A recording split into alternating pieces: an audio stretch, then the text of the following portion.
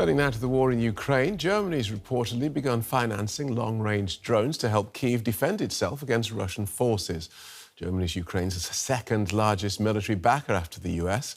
And according to German media, initially more than 500 weapons will be produced with a range of up to 1,200 kilometers. The Ukrainian drone attack on a factory in the Russian city of Izhevsk today is one of the deepest strikes inside Russia since the conflict began. It left 3 people dead and dozens more injured.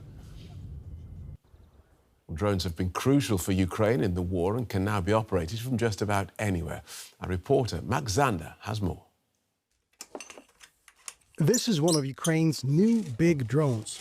It's called Nemesis, and its operators say it's a major step forward in drone development.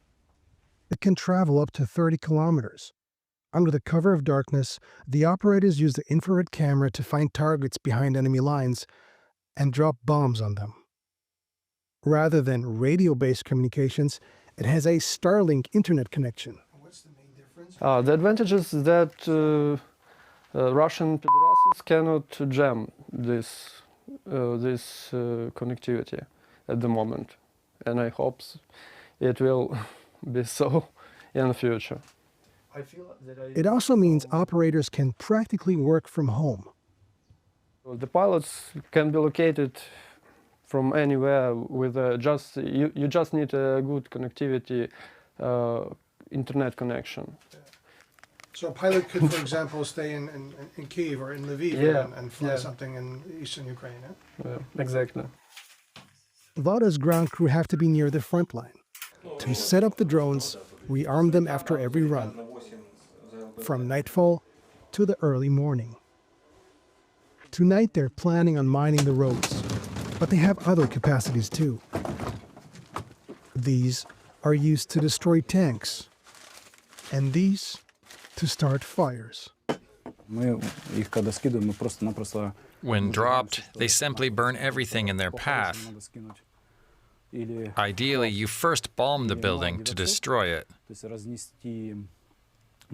and then drop an incendiary to ensure it's thoroughly burned down. Leaving nowhere to hide. Heavy bombing uses heavy munitions to destroy whatever we want. Enemy fortifications, pillboxes, tree lines, buildings, warehouses, garages. We cause significant damage. The men head to their position. They set up 10 to 15 kilometers away from the zero line, close enough to reach targets behind enemy lines. The pilots are far from the action. If this looks like a dorm room, it kind of is. During the day, they use the kit for gaming. At night, they operate a sophisticated military operation.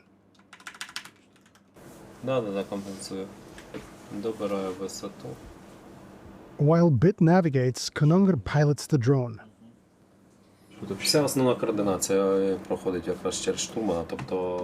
The main coordination is handled by the navigator.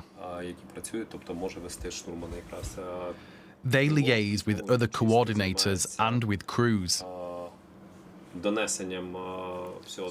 The pilot focuses on flying and delivering the payload to the target and returning. Can we increase the speed a bit? Sure, to 147. Towards the front, Dragon's Teeth anti-tank fortifications are just dots on the screen. Then they reach the target area. They drop anti-tank mines. First one, then another. If it's a zone of interest where they are trying to break through, a few missions can leave the area littered with burned out vehicles, blocking their path. The mines are camouflaged to match the terrain and season, making them hard to detect. The burnt-out car stands as proof of what they did. Konongar says working like this beats using the Vampire drones, where crews sit all together in a forward trench line. If Russian occupation forces pinpoint their exact location, they target it with everything they have, making it very unsafe. In terms of safety, the Nemesis is much safer and more convenient. This is why we ensure that each crew member knows how to perform all roles, allowing for proper rest. Ukraine's tech has turned bedrooms far from the front lines into war rooms, and gamers, engineers, and IT specialists into crucial members of the war machine.